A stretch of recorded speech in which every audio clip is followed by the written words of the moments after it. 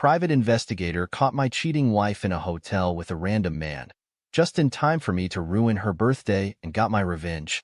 I'm sure like many people, when I first started getting thoughts in the back of my head about her being unfaithful, my immediate reaction was, I'm thinking crazy. She could never do that to me. But I'm increasingly confident that's exactly what she's doing to me. I haven't yet come across a smoking gun, but there's been an escalating degree of behavioral flags that can't be ignored. Wanting to travel for work more and expressing desires for some time apart while she stays on the other side of the country more and more. Being increasingly guarded over her phone, never leaving it out of her sight. She only had long walks at night, almost 2 times as long as she ever would have before, supposedly talking to her mom the whole time. Taking her vibrator with her on this most recent trip, despite telling me she never uses those alone. The real kicker, she left her iPad at home before this most recent work trip and decided it needed to be remotely reset from the airport. I guess she doesn't realize there's a timestamp in iCloud when someone does that, and there's no good reason to do such a thing unless you're concerned someone is going to see messages you don't want them to. I'm still mourning the loss of our marriage, and I don't even recognize myself. Even typing this, I feel like I'm sort of paranoid and insecure a freak, but I don't think I'm crazy. I never had an insecure bone on my body around us until a few weeks ago, and all of this has culminated since then. She's absolutely cheating on me. Update. Wow, thank you for all the support.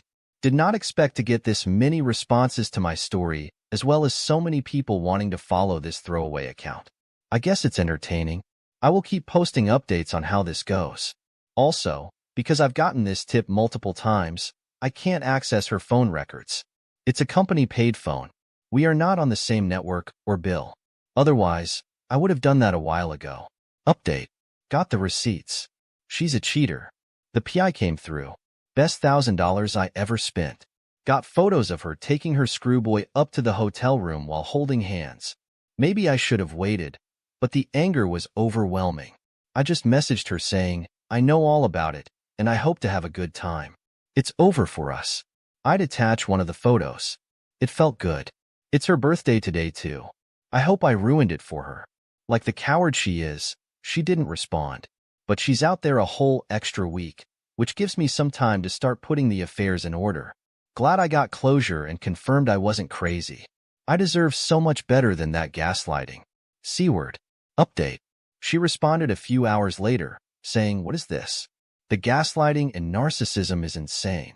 Update 2. Wow, really thank you everyone for all the support. I've been flooded with positive messages, and it means a lot. I told my family about the divorce, and while they were upset, they totally support me, as do my close friends. She did ask to talk, and I ignored it for several hours before I finally just telling her I'd rather wait a day to do so. This is obviously a devastating betrayal, but I'm taking the high road. The world needs more love, not less. I've retained counsel for a lawyer and ensured she doesn't have access to the credit cards where I hold liabilities. I think we can mostly be amicable. Let's hope. Live Maze 64 says, be prepared for the, it doesn't mean anything, we can work it out. You weren't paying attention to me. The Opie replies, which is just funny now. How could I ever believe a word she says? I can and will do so much better. Live Maze 6410 replies again. In your situation, I would absolutely move on to bigger and better things. You stated before that there was a divorce talk and separation. This puts the nail in. This will be fine long term. Agreed with the end of the marriage. Heal, get support from family and friends, and move on. The Opie replies, it feels like a huge weight off actually because now I feel nothing for her. Yeah, it sucks to get divorced and all that, but it's even worse to stay with someone as heinous as she is. I'm free. Zebrig says, be ready to be lied to, manipulated, and gaslight all the way through. She will tell you all kinds of things. It did mean anything. It meant everything. I love you. You love me so much you needed to screw another dude. We were having problems. And yet I never cheated. You weren't paying any attention to me. No, the correct thing is you weren't paying me any attention. All of it was for your screwboy. You don't know what I was going through. Of course I don't. You didn't tell me. And when I asked, you told me all was good. It was a mistake. No, a mistake is buying almond milk instead of soy milk. It was a series of decisions you made. You made your choices, Now own them. Don't do this. I didn't do anything. You did. You chose to do all you wanted.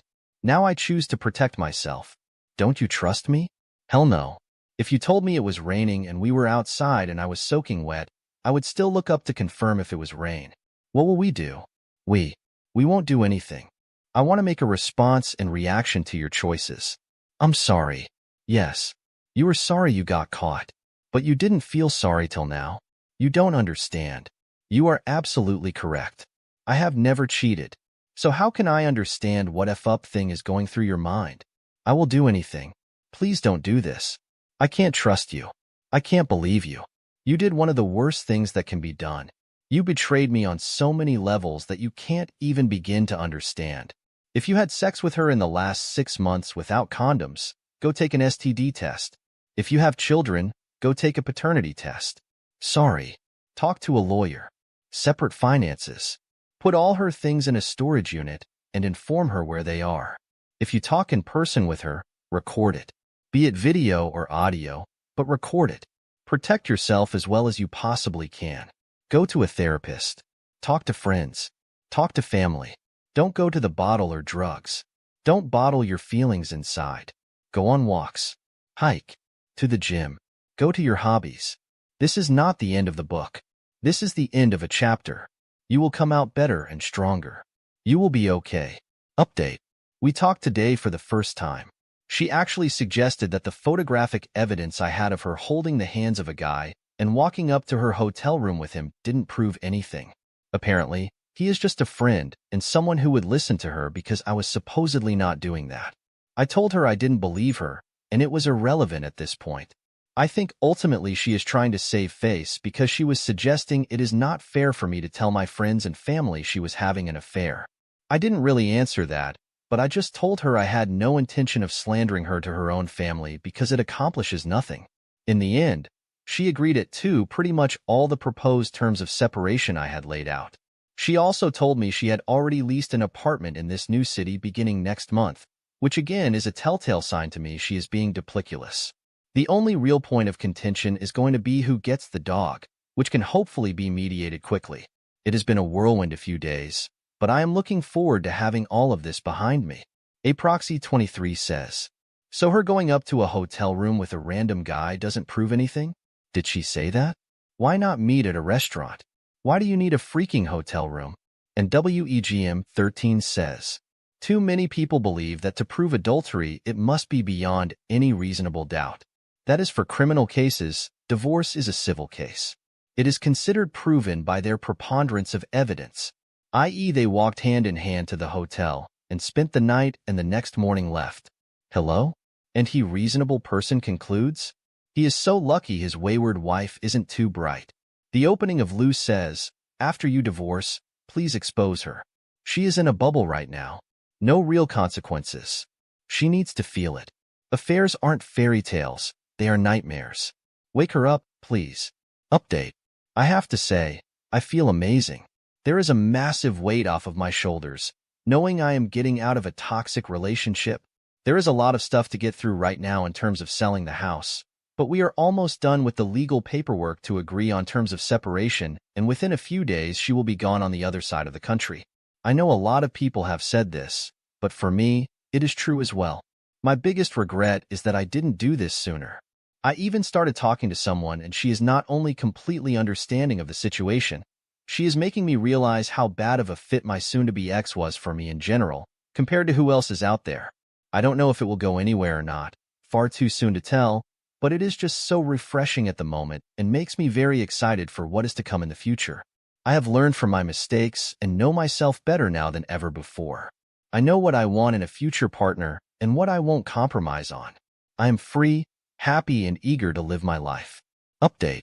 It has now been over a month since the infidelity was confirmed, and I called it quits with my soon-to-be ex-wife. I have no regrets and I feel happier than I have in years. In reflecting, I realized just how deeply the perception of being in a relationship and the fear of judgment that would come from ending a marriage contributed to my unhappiness. I stayed way longer than I should have and suffered through a dead bedroom for years, thinking that it was just the way it had to be. My only regret now is that I didn't leave sooner. Now I want to read others struggling with the decision to stay or leave marriages that clearly leave them unhappy. My heart simply breaks for them. In my experience, the fear of leaving was so much worse than the reality, and I hope others in that situation you take a step back and really reflect on what is in their own best interest. Everyone deserves to live a happy life.